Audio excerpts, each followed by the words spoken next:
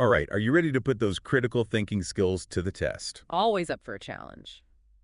Well, today's deep dive, we're going deep into some pretty wild 9/11 theories. Oh boy, this should be interesting. We've got this audio file, and get this, it's called Conclusive Evidence. The 9/11 planes were not real. .mp3. Conclusive evidence, huh? Well, color me skeptical.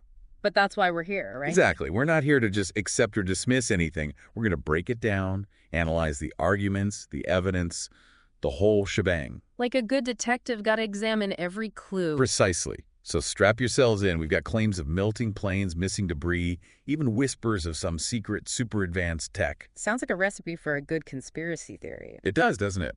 So they start off swinging with this melting planes argument. Melting planes. Yeah, they're claiming that the footage shows the planes sort of just phasing into the towers, defying all those pesky laws of physics. Ah, I see where they're going with this. Yeah, they even bring up those videos you see where a plane has a rough landing and, like, a wingtip snaps off. Right. Trying to make a point about how planes are fragile, but you can't really compare a bumpy landing to, a high-speed impact into a skyscraper. Exactly. I mean, a paper airplane isn't going to go through a wall, but put in a rocket, different story. Yeah, it is a bit more complicated than that. You've got to consider the force involved, the speed, the materials. We're talking about a massive impact here, not a fender bender. So are they oversimplifying things a bit? A bit, yes. They're cherry-picking facts, taking things out of context. Classic misinformation tactic. Speaking of things that seem to disappear, they then move on to the lack of visible wing debris. Oh, yeah, the where are the wings argument. Yeah, they're saying if real planes hit those towers, we should have seen giant chunks of wings raining down on the streets. It's like if you drop a glass, the shards go everywhere, right? But think about the scale here. A jumbo jet slamming into a building at hundreds of miles per hour. The debris pattern's going to be chaotic, and not every piece is going to be neatly captured on camera, especially with all the dust and smoke. And the footage we do have, it's not like we have every angle covered. Exactly. It'd be impossible to capture every single piece of debris. So basically they're saying because they don't see it, it couldn't have existed. Pretty much. And again, confirmation bias at play here, looking for evidence that supports their theory, ignoring anything that doesn't fit. Okay, so they've tried to make the planes disappear, first by melting, then by vanishing debris. Now they're taking aim at the actual impact. They call it cartoon physics and say the planes barely slow down as they hit the buildings. Ah, yes, the old "it looks fake" argument. But our eyes can be deceiving, especially in fast-paced situations, like a magician's sleight of hand tricking your perception. So we can't just rely on what looks right on camera. Exactly. The way something appears visually doesn't always reflect the actual physics at play. Okay, so even if the impact looks a little off, it doesn't automatically mean it was faked. Now, what about those plane-shaped holes in the towers? They even acknowledge that, but then they suggest something even wilder. Right, that those holes were made after the supposed impacts to make it look like a plane crash. Wait, they're saying someone snuck up there and, like, carved them out? Essentially. But that ignores basic structural engineering. When a massive force hits a building, the damage doesn't always appear instantly. It can take time for a structure to fail completely. So those holes could have been there from the impact, but didn't become fully apparent until later. Precisely. So again, what they're claiming as evidence of a cover-up could actually just be a delayed structural failure. But it seems like they're just getting started. Oh yeah, this is just the tip of the iceberg. They've got a whole lot more theories to throw at us. Buckle up, folks. This is where things get even more interesting. So they're saying a Boeing 767 just couldn't physically reach the speed it was reported to be going at such a low altitude. Something about air resistance. Right, they're saying it's impossible because of the thicker air at lower altitudes. And yeah, it's true. Air gets denser the closer you are to sea level, creates more drag. Yeah. Like those Olympic swimmers, they can break records at higher elevations where the air is thinner. Yeah. It's like you get a speed boost just from breathing thinner air. Exactly. But here's the thing.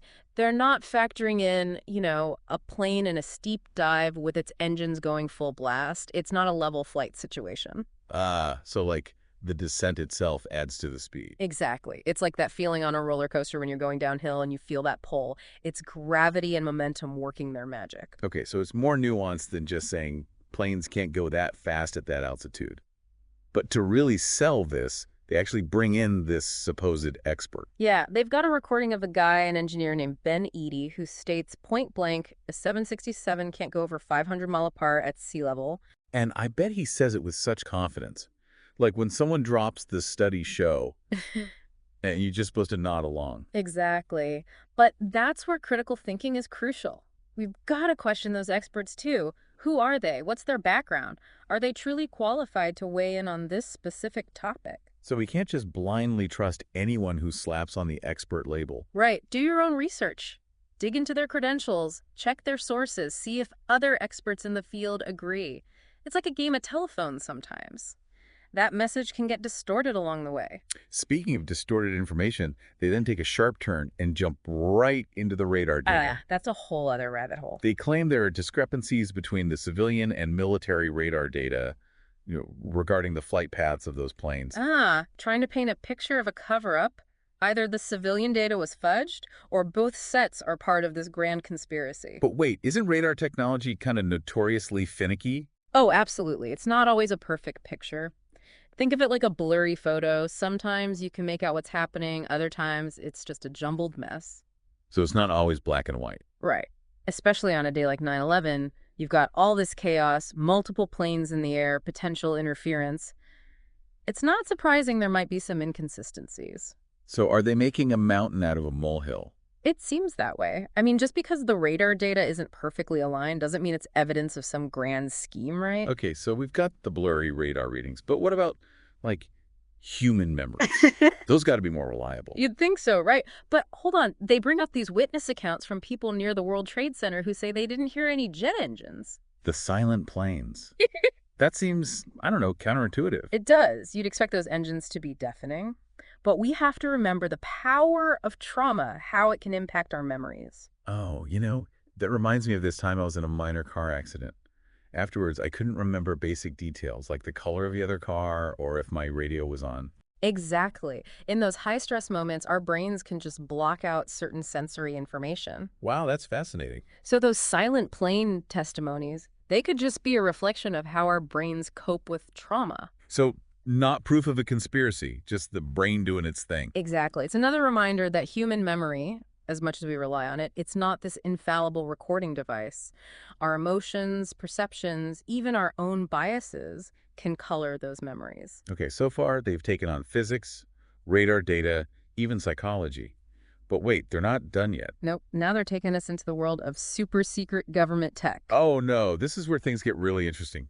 So they're saying there were like invisible drones flying around while some super advanced tech projected images of planes onto them. Yeah, that's the basic idea. But were drones even capable of that back in 2001? I mean, weren't they still kind of like clunky and experimental? Right. Drone technology was pretty basic back then, mostly for surveillance. I mean, the idea they could pull off this, like, perfectly synchronized projection and attack, well, it's far-fetched to say the least. And think about the risk. Flying drones in such a populated area, all those potential witnesses, cameras everywhere. What if something went wrong? Yeah, it would have been a huge gamble. And honestly, they don't even really explain why anyone would go to such lengths to fake the attacks. Like, what's the motive? It all seems so unnecessarily convoluted. Like, if you were going to stage something this massive, wouldn't you go with something a little simpler, less prone to, disaster? Right. Occam's razor, the simplest explanation is usually the best. Yeah, exactly. This whole drone puppet show thing, it feels like they're trying to jam a square peg into a round hole, forcing the evidence to fit their theory. Oh, absolutely. And they never really explain how these projections would even work. They just kind of gloss over it with vague references to, like, secret government technology. It's like a magic wand they wave to explain away any plot holes. Exactly. Just because we don't know everything doesn't mean every explanation is equally valid. Okay, so we've waded through melting planes, disappearing wings, impossible speeds, wonky radar, silent witnesses, holograms, and now drone puppet shows. Where does that leave us? Well, I think it highlights the need for critical thinking, now more than ever, especially with all the misinformation flying around these days. It's like we're all amateur detectives now. That's a good way to put it. Always got to be questioning, examining the evidence, weighing different perspectives. But it can feel overwhelming, like we're drowning in information overload. Yeah, it's true. Information comes from everywhere now. Social media, news outlets, even our friends and family. That's why honing those critical thinking skills is so important.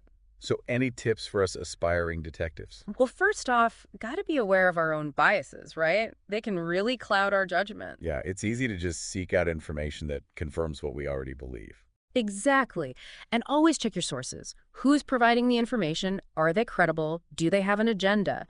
And never just take things at face value.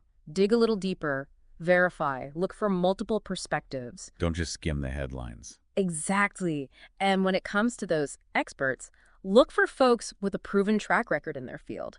People who are transparent about their sources, willing to acknowledge limitations. And if something sounds too good to be true, well, it probably is. Trust your gut, but use your brain too. Exactly. As we wrap this up, I'm left with this thought. We've talked a lot about critical thinking, being skeptical. But is there a point where we can be too skeptical, like so focused on debunking, that we lose sight of, I don't know, the bigger picture? That's a great point. I think it's about finding that balance between healthy skepticism and, open-mindedness. Questioning, but also being open to new evidence, even if it challenges our beliefs. It's like doubt is the beginning, not the end of wisdom. Exactly. It's about embracing that journey of inquiry, constantly learning and evolving. So to all our listeners out there, keep those critical thinking skills sharp. Question everything, dig deeper, and never stop learning. And hey, don't be afraid to change your mind when the evidence calls for it. Because the search for truth, it's an ongoing journey we're all on together. Well said. Thanks for joining us for this deep dive. Until next time, stay curious.